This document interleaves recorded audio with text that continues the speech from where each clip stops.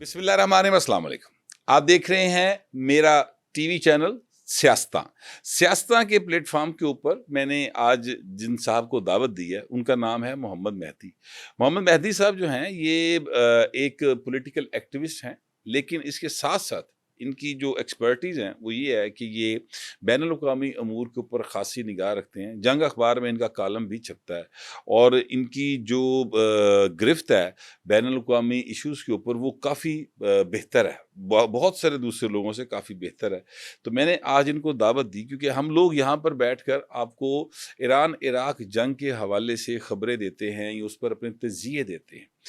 वो तीर तुक्का होता है जी, कोई लग गया तो लग गया, ना लगा तो ना लगा। इसी तरह हमने आपको इंडिया और पाकिस्तान की जो जंग हुई उसमें क्या हुआ उस पे खबरें दी। अल्लाह का शुक्र है कि खाकसर की ज़्यादातर खबरें दुरुस्त निकली, लेकिन बाकी तज़िये जो हैं वो आपके कभी ठीक हो गए, कभी नहीं हुए। तो ये जो शख्सियत हैं, इनके तज़िये भी और इनके पास जो इन्फॉर्मेशन है वो काफ़ी काफ़ी ज़्यादा मयारी होती है। तो मैंने आज सोचा कि क्यों ना एक ऐसी शख्सियत को दावत दी जाए जिनके पास बराह रास्त नॉलेज है, यानी ये सेकंड हैंड नहीं है, ये थर्ड हैंड नहीं है, ये फर्स्ट हैंड नॉलेज रखते हैं। तो इसलिए मैंने इनको दावत दी है। मेहदी साहब, आपका बहुत शुक्रिया कि आपने अपने लिए हमारे लिए वक्त निकाला। तो शाह जी, मामला तो बड़ा सीरियस हो गया है। पहले बात कर लेते हैं ईरान इसराइल जंग के हवाले से। आज सुबह तो इसराइल ने जो एक उनकी न्यूक्लियर साइट है उस पर भी हमला किया और वो दावा कर रहे हैं कि उन्होंने ईरान का एक और जो है वो कमांडर उसको शहीद कर दिया।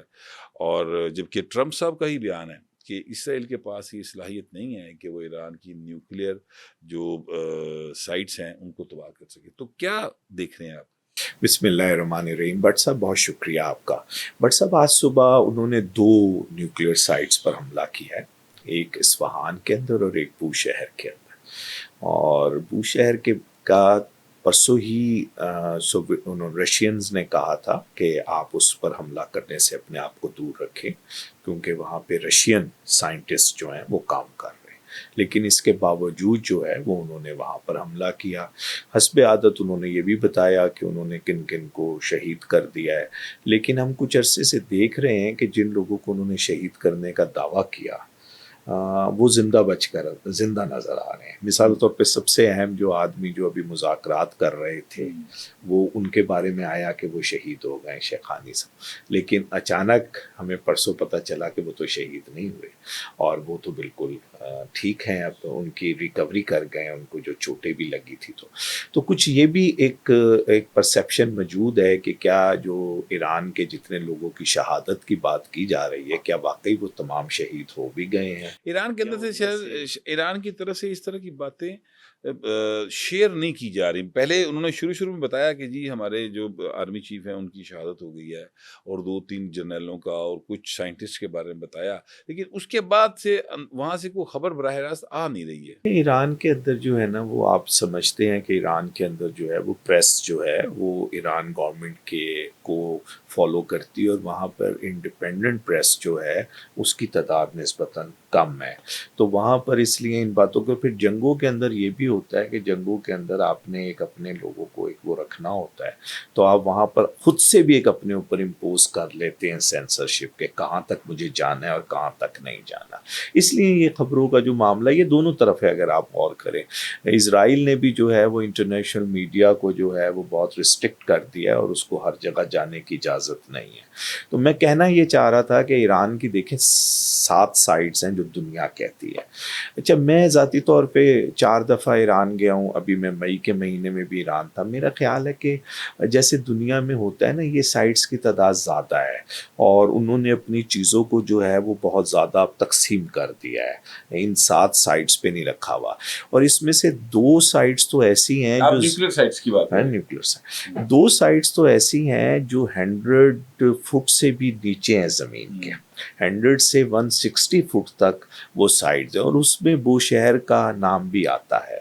तो ये वो साइड्स हैं जिसके ऊपर जो हमला करना जो है वो इजराइल का तो क्या। आपकी बातों से मुझे ये लग रहा है, अभी आपने, मैं माजरत चाहता हूँ, मैं दो चीज़ें मैंने नोट की थी। एक तो आपने शायद ये कहा कि रशिया जो है वो वहाँ पर उनकी न्यूक्लियर साइट्स पे रशियन इंजीनियर्स काम कर रहे हैं। जी बिल्कुल।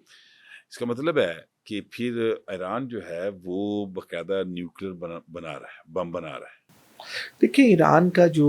جس وقت ان کے 5+1 کے ساتھ مذاکرات ہوئے تھے تو اس وقت 20% تک وہ انریچمنٹ کر رہا تھا یوریم کی، اور 20% جو ہوتا ہے نا یہ بڑی فگر ہوتی ہے ایٹم بم بنانے کی، اور اس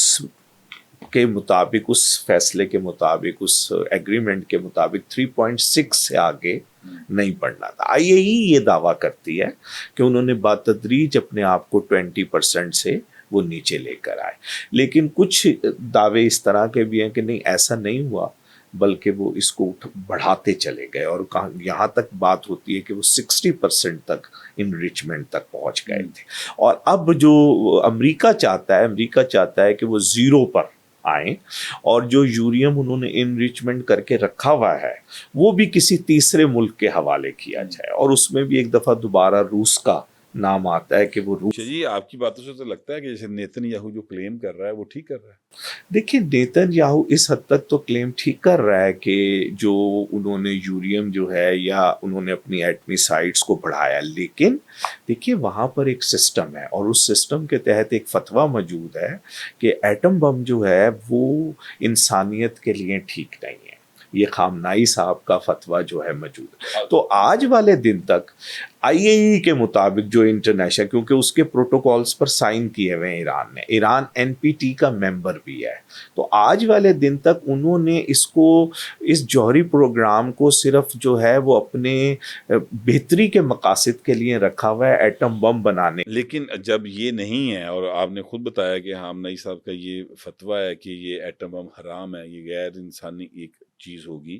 تو انسانیت پوری کے لیے خطرہ ہے، کیونکہ وہ کسی مذہب اور معصوم یا ظالم کی تفریق نہیں کرتا جب چلتا، تو جو بھی اس کی رینج میں آئے گا وہ اس کو ختم کر دے گا۔ تو یہ فتوے کے باوجود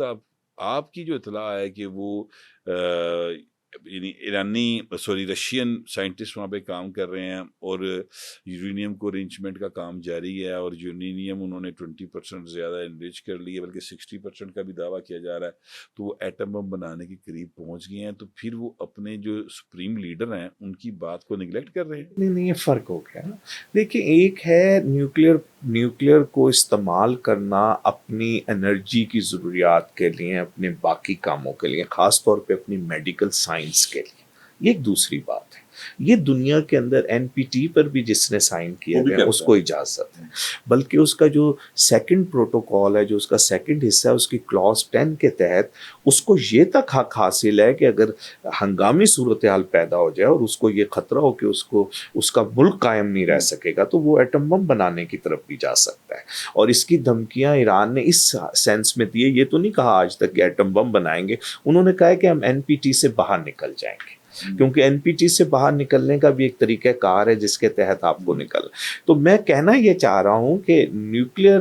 ان کے پاس موجود ہے، لیکن نیوکلیر کے 2 پارٹ ہیں۔ ایک پارٹ ہے آپ انسانیت کی خدمت کے لیے استعمال کرتے ہیں، ایک پارٹ ہے وہ بھی انسانیت کی خدمت ہے۔ اگر پاکستان کے پاس نہ ہو تو انسانیت کی خدمت نہیں رہے گی جو بھارت ہمارے ساتھ کرے گا، تو ہے دونوں، لیکن وہ صرف ایک پارٹ تک رہنا چاہتے ہیں۔ مثال کے طور پہ فرانس کے اندر میکسیمم بجلی جو ہے وہ نیوکلیر سے بنائی جاتی ہے، وہ دوسرے طریقے سے نہیں بناتے۔ اس طرح دوسرے ملکوں کو بھی یہ حق حاصل ہے کہ وہ اپنے نیوکلیر طریقے سے جو ہے اپنی انرجی کی ضروریات۔ اچھا یہ بتائیے کہ یہ جو ٹرمپ صاحب ہیں، یہ اب کہتے ہیں میں نے 2 ہفتے کے لیے کہا کہ چلیں ابھی میں ٹائم دیتا ہوں، چیزوں کو ٹھیک کر لیں۔ مذاکرات بھی آج کل کے دن میں ہوئے ہیں جرمنی، فرانس اور انگلینڈ کے ساتھ ایران کے، تو آپ کا کیا خیال ہے کہ جو ٹرمپ صاحب ہیں، کیونکہ ظاہر ہے کہ سارے کا سارا پلڑا جو ہے وہ سب کی نگاہیں ٹرمپ صاحب کی طرف ہے کہ وہ کیا فیصلہ لیتے ہیں، امریکہ کیا فیصلہ لیتا ہے، تو آپ کے خیال میں ٹرمپ صاحب نے جو 2 ہفتے کا ٹائم دیا ہے، اس کے بعد اس دوران میں جنگ رک جائے گی، ختم ہو جائے گی، سیز فائر ہو جائے گا، یا پھر فائنلی امریکہ بہادر کو آنا پڑے گا جیسے کہ وہ عراق میں آیا، لیبیا میں آیا، شام میں آیا، ایجپٹ میں آیا، یہ سارا مڈل ایسٹ اس طرح سے بربادی کا شکار ہے، یہ ظاہر ہے کہ یہ امریکہ کا کیا دھرا ہے، تو کیا ایران میں بھی آپ دیکھ رہے ہیں ایسا بنے گا پھر؟ دیکھیے میرا خیال ہے کہ کوشش یہ ہوگی کہ کسی طرح نا یہ جنگ رک جائے اور سیز فائر. آپ نے دیکھا ہے کہ اب اسرائیل نے یہ کہنا شروع کر دیا ہے کہ ہم ان کی رجیم کو چینج نہیں کرنا چاہتے, ہمارا اس سے تعلق ہے. پہلے انہوں نے بڑا کہا, لیکن جو صورتحال ہوئی, دیکھیں ان تمام ملکوں کا جن کا آپ نے نام لیا ہے نا, اس میں یہ ہوا کہ اندر سے قوتیں جو تھی نا وہ اپنی حکومتوں کے سامنے کھڑی ہو گئی, لیکن ایران میں پوری کوشش کے باوجود ابھی تک ایسا نہیں ہو سکا ہے کہ اپوزیشن جو ہے کھڑی ہو گئی. دوسرے نمبر پر یہ ہے کہ پھر کچھ ہمت کرنی پڑتی ہے. مثلا افغانستان میں ہم نے پہلی دفعہ دیکھا کہ جب طالبان کی حکومت الٹی, پہلی حکومت, تو حامد کرزئی صاحب جو تھے حکومت سے پہلے ہی وہ انہوں نے ہمت کری اور وہ افغانستان میں. ابھی تک ایران کے اندر جو ان کی لیڈرشپ باہر بیٹھی ہوئی ہے, جو اپنے آپ کو کلیم کرتے ہیں یا نہیں یہ تو وقت بتائے گا, وہ ابھی تک انہوں نے ہمت نہیں کری ہے آنے کی. تو ایران کے انٹرنلی یہ کوشش کی گئی کہ ایران کے اندر سے لوگ جو ہیں وہ موجودہ حکومت کے خلاف کھڑے ہو جائیں, لیکن اس میں کامیابی نہیں ہوئی. اور میرا یہ کہنا ہے, میں یہ تجزیہ سمجھتا ہوں کرنا چاہیے, امریکہ نے بھی اگر حملہ کیا نا ایران کے اوپر, تو میرے مطابق ایران کی جتنی سائٹس ہیں ان سب کا ختم ہونا مشکل ہو جائے گا. نیوکلیر سائٹ ان کے, دیکھیے ان کی جو نیوکلیر سائٹس ہے اس کے لیے ضروری ہے کہ آپ جو کلسٹر بم جسے ڈیزی کٹر کہا جاتا ہے, اس کم سے کم 30,000 پاؤنڈ سے لے کر 35,000 پاؤنڈ تک ہونا چاہیے. اگر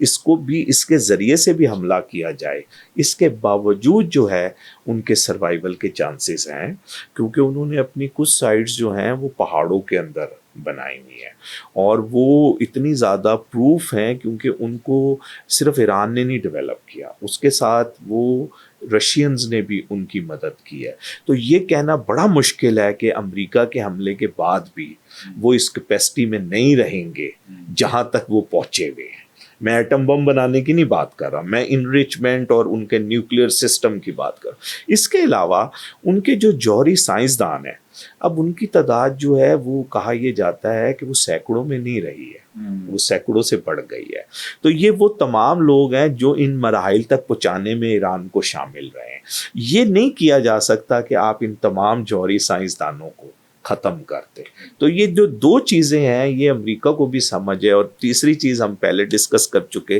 کہ اگر رجیم چینج نہیں ہوتی یا آپ اس طرف نہیں جاتے تو پھر صورتحال کیا بنے گی اس کے بعد, اور اس پورے خطے کے اندر کیا صورتحال ہوگی. اور اگر ایران جو ہے اس کی حکومت بھی بچ جاتی ہے, وہ انٹیکٹ بھی رہتا ہے, کیونکہ دیکھیں یہاں پر اگر ہم ابھی دیکھیں تو ہمارے جو خود برآمدہ بگٹی صاحب ہیں, انہوں نے جو آخری آرٹیکل لکھا ہے جو اسرائیل میں چھپا ہے, انہوں نے کہا ہے کہ یہ بیسٹ موقع ہے بلوچستان کی آزادی کے لیے, ایرانی بلوچستان. انہوں نے کہا کہ اس وقت جو ہے آپ ہماری مدد کریں اور ہم کریں. اب اس کا کیا مطلب ہوا, اور یہی بات کہی جا رہی ہے کہ پاکستان نے بھی ٹرمپ کو بتائی ہے کہ اگر آپ نے اس طرح کی صورتحال پیدا کی گئی کہ بے یقینی پیدا ہو گئی, تو صرف ایران تک وہ بے یقینی نہیں رہے گی.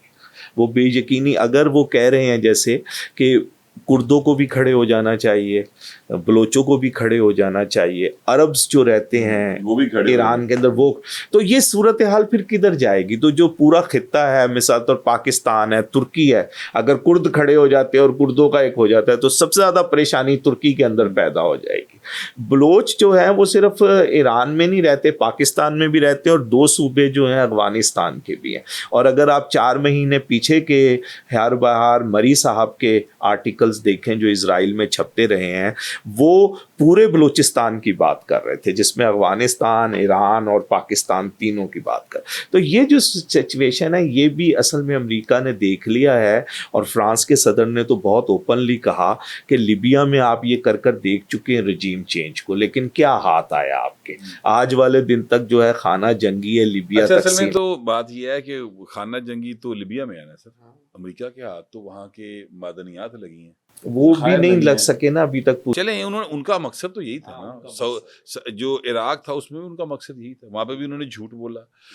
اور یہ لیبیا کے حالات آپ دیکھ لیں, پھر جو شام میں انہوں نے کیا ہے وہ. بٹ صاحب یہ سارے ملکوں کی آبادی بہت تھوڑی تھی. ایران کا معاملہ ڈفرینٹ ہے, یہی میں اسی طرف آ رہا ہوں کہ جی ایران کا معاملہ ذرا ڈفرینٹ. اچھا اب یہ بتائیے کہ ابھی ریسنٹلی ہمارے جو ہیں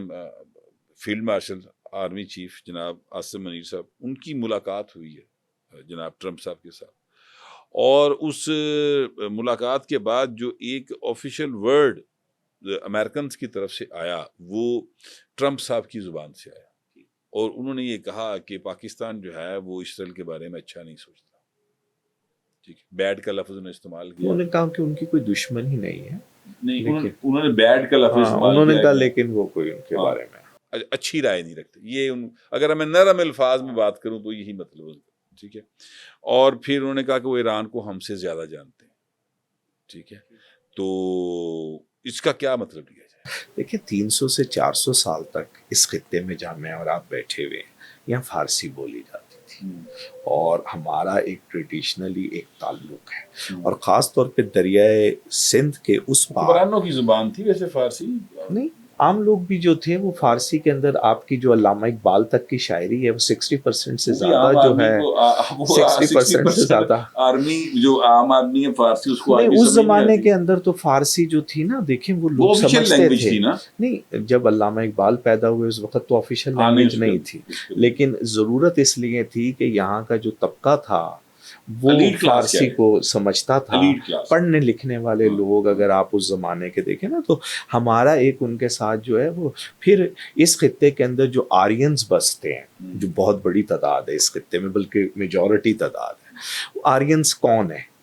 آرین کون تھا؟ آرین بادشاہ تھا ایران کا، جس سے یہ سب لوگ جو ہیں وہ یہاں پر آئیں اور وہ یہاں پر آ کر آج بس، تو ہمارا ایران کے ساتھ جو ہے وہ بہت قدیمی تعلق جو ہے اس خطے کا، کیونکہ ہم نیبرز ہیں اور نیبرز بدلے نہیں جا سکتے، کبھی اس خطے کا نام ہندوستان تھا، کبھی اس خطے کا نام کچھ اور تھا، وہاں ایران تھا، ایران سے پہلے فارس تھا، فارس سے بھی اگر ہم بہت پیچھے چلے جائیں تو رے کہتے تھے، تو بہت سارے نام تھے لیکن جڑے ہوئے ہم اکٹھے ہوئے تھے۔ لیکن ہمایوں جو تھا دوبارہ سے اپنے اقتدار کے لیے ایران گیا، اور تماسب بادشاہ سے مدد لے کر اس نے لاہور پر پہلے حملہ کیا، پھر وہ دہلی کے اوپر گیا، تو ہمارا ایک وہ ہے، تو وہ ٹرمپ صاحب اصل میں بتانا یہ چاہ رہے تھے کہ پھر میں آپ کو اور بات بتاؤں، جو پچھلا سال گزرا ہے اس کے آخری حصے کے اندر بہت عرصے کے بعد ایران کے چیف آف آرمی سٹاف نے پاکستان کا دورہ کیا، اور کہا یہ جاتا ہے کہ اس وقت بڑی برف پھینکی، اور عاصم منیر صاحب نے ان کو بتایا، یہ اس واقعے کے بعد کی بات ہے جب ہم نے ایک دوسرے کے اوپر میزائل مارا، اور اس کے بعد ہم نے یہ دیکھا کہ فوری طور پہ ایران کے کیڈٹس جو ہیں وہ پاکستان آئے، اور پہلی جو کھیپ ہے کیڈٹس کی وہ اپنا کورس مکمل کر کے ایران واپس جا چکی ہے، اور اسی دوران عاصم منیر صاحب جو تھے وہ ایران کے دورے پر گئے، اور ایران کے دورے کے اندر یہ کہا جاتا ہے کہ دفاعی طور پہ پہلی دفعہ، اور اس کا رزلٹ کیا نکلا،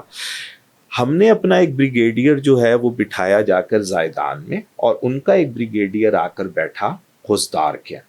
اور پہلی دفعہ ایسا ہوا کہ واجد مہر جو BLA کے بنانے والے تھے ان کو ایران نے پکڑ کے پاکستان کے والے نہیں، میں جو بات کر رہا، دیکھیے میں کہنا یہ چاہ رہا ہوں کہ ٹرمپ صاحب نے اصل میں بتانے کی کوشش کی ہے کہ آپ کا ان کے ساتھ ہر طریقے سے تعلق موجود ہے، تو یہ سب سے آسان طریقہ ہے کہ آپ ان کو اس بات کی طرف لے کر آئیں کہ اس جنگ کے اندر کچھ نہیں رکھا ہوا، اور وہ ہماری شرائط مان لے۔ اب جنگ شاہ جی ایران نے شروع نہیں کی ہے، نہیں، ایران نے نہیں شروع کری، لیکن وہ یہ سمجھتے ہیں کہ ایران نے جنگ اس جگہ پر پہنچا دیا کہ جنگ کے علاوہ اور کوئی رستہ نہیں تھا۔ ابھی آپ نے جیسے فرمایا کہ وہ کہہ رہے ہیں کہ 2 ہفتے کے بعد ہم اس میں شامل ہو سکتے ہیں، مطلب ان کا یہ ہے کہ وہ یہ کہنے کی کوشش کر رہے ہیں کہ ہم اس سے حتی الامکان کوشش کر رہے ہیں کہ جنگ سے پیچھے رہیں۔ یہ بتائیے کہ اسرائیل کو کیوں نہیں سارے سمجھاتے کہ وہ انسان کا بچہ بنے؟ میرا خیال ہے کہ انہوں نے اس کا بھی جملہ کہا کل، انہوں نے کہا کہ اسرائیل کو جنگ، ان سے یہ کہنا کہ وہ فضائی حملے بند کر دیں یہ ذرا مشکل کام ہے، لیکن یہ نہیں کہا انہوں نے ناممکن کام ہے۔ اور اگر کل ہم جو ابھی آپ نے جیسے فرمایا کہ 3 وزرائے خارجہ کی ایرانی وزرائے خارجہ سے ملاقات کو دیکھیں تو وہاں پر بھی ان کی طرف سے، خاص طور پہ فرانس کی طرف سے یہ آیا ہے کہ ان کو اپنے حملوں کو جو ہے وہ بند کرنا پڑے گا اسرائیل کو۔ تو اب اس کا مطلب دنیا ان کی طرف بھی پریشر ڈال رہی ہے اگر یہ جنگ کو روکنا ہے، کیونکہ ایران ایک ہی بات کہہ رہا ہے، وہ کہہ رہا ہے کہ اگر وہ فضائی حملے روک دیں گے تو ہم اپنے میزائل حملے روک دیں گے، لیکن جو کل فرانس نے اور باقی ملکوں نے بات کہی ہے نا، وہ اب آگے کی بات کر رہے ہیں، اب وہ صرف انریچمنٹ کی بات نہیں کر رہے، وہ یہ کہہ رہے ہیں کہ جو آپ کے بلاسٹک میزائلز ہیں ان کو بھی آپ کو یہ بتائیے پھر آپ اس صورتحال میں ایران اسرائیل کانفلکٹ میں تو ظاہر ہے کہ اب سارا خطہ ہی آ جائے گا، تو اس کو اب آپ کس طرف جاتا دیکھ رہے ہیں مستقبل لیکن میں مستقبل قریب میں یہ حالات جو ہیں سیز فائر ہو سکتا ہے، لیکن اس حالات کے اندر بہتری آنا دونوں ملکوں کے اندر وہ میرا خیال ہے مشکل ہے، کیونکہ ایران میں جب سے انقلاب آیا اس سے پہلے 79 سے پہلے ایران ان ملکوں میں شامل تھا جس کے اسرائیل کے ساتھ ڈپلومیٹک ریلیشنز تھے اور وہ اسرائیل کو ایکسیپٹ کر چکا تھا۔ یہ ریولوشن تو مطلب کیا ہوا؟ مطلب یہ ہوا کہ جو اسلامی انقلاب ہے اس کو بھی ضرورت ہے کہ وہ کن چیزوں کو ایڈریس کرے اپنی پبلک کے لیے، تو اس لیے قربت حاصل ہونا، قریب آنا، حالات کو بہتر کرنا، یہ تو شاید مشکل ہے لیکن حالات کو روکا جا سکتا ہے۔ اچھا جی، یہ پاکستان انڈیا کے درمیان جنگ ہوئی اور اس میں ہم نے انڈیا کو مطلب کیا کہتے ہیں چاروں شانے چت کر دیا، اور جو مودی سرکار ہے اب کہا یہ جا رہا ہے کہ ان کے اوپر بہت پریشر ہے، کیونکہ وہاں پر جو راہل گاندھی اور ادروائز جو اپوزیشن ہے وہ بہت زیادہ وہاں پر مودی سرکار کو آڑے ہاتھوں لے رہی، اور پھر نومبر میں بہار میں الیکشن ہے، تو یہ ایک خیال پایا جاتا ہے کہ اکتوبر میں شاید مودی سرکار دوبارہ حملہ کر دے پاکستان پر، کیونکہ وہ کسی بھی دوسرے ملک کی ثالثی قبول کرنے کو تیار نہیں،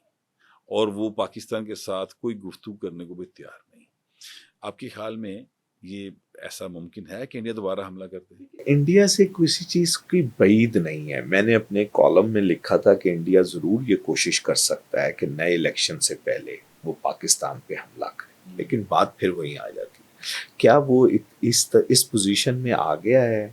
کہ وہ پاکستان سے جو ابھی آپ نے لفظ استعمال کیا چاروں شانے چت، کیا اس کا بدلہ لے سکتا ہے؟ تو آج والے دن تو اس کا جواب ہے نفی میں، ایسا نہیں ہو سکتا۔ جب ایسا نہیں ہو سکتا تو کیا مودی صاحب اس بات کو مزید افورڈ کریں گے کہ ایک دفعہ دوبارہ ان کو پھینٹی پڑے، ان کو مار پڑے؟ تو یہ ہے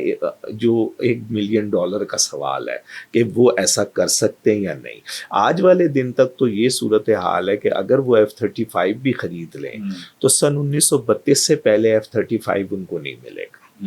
تو یہ ساری صورتحال، رافیل کا تو دیکھیں نا، کل بھی یہ ہوا ہے کہ فرانس کے جو وزیر تھے وہ جو ہوا بازی کا شو ہو رہا تھا اس میں رافیل میں جا کر بیٹھے تو وہ باہر نہیں نکل پا رہے تھے، وہ اس میں پھنس گئے تھے۔ تو رافیل کے تو شاید برے دن چل رہے ہیں انڈیا کی وجہ سے، ویسے تو نہیں چل رہے تھے کیونکہ دنیا میں انڈیا پہلا ملک نہیں تھا جس نے رافیل کو خریدا، کوسوو نے خریدا سب سے پہلے، انڈونیشیا نے لیا، UAE نے لیا، بہت سارے ملکوں نے، لیکن انڈیا نے اس کا بیڑا گرک کر دیا۔ تو اس لیے بات ایک اور بھی ہے، دیکھیں اسے بھی سمجھنے کی ضرورت ہے، ہمارے لوگوں نے بہت زیادہ وہ کر دیا۔ جنرل سہر صاحب جو مرزا صاحب ہیں، انہوں نے سنگاپور میں کہا کہ ہم نے وہ 4 دن کی لڑائی خود لڑی ہے۔ ابھی ہمارے عاصم منیر صاحب نے بہت اہم بات کری پاکستانیوں سے گفتگو کرتے ہوئے واشنگٹن میں، انہوں نے کہا کہ یہ جو جنگ ہوئی ہے اس میں ضرور ہم نے چیزیں چائنا سے خریدی تھی لیکن اسے استعمال کرنے والے ہمارے، تو اس بات کو سمجھنے کی ضرورت ہے کہ بنیادی طور پہ یہ پاکستان نے جنگ جیتی ہے،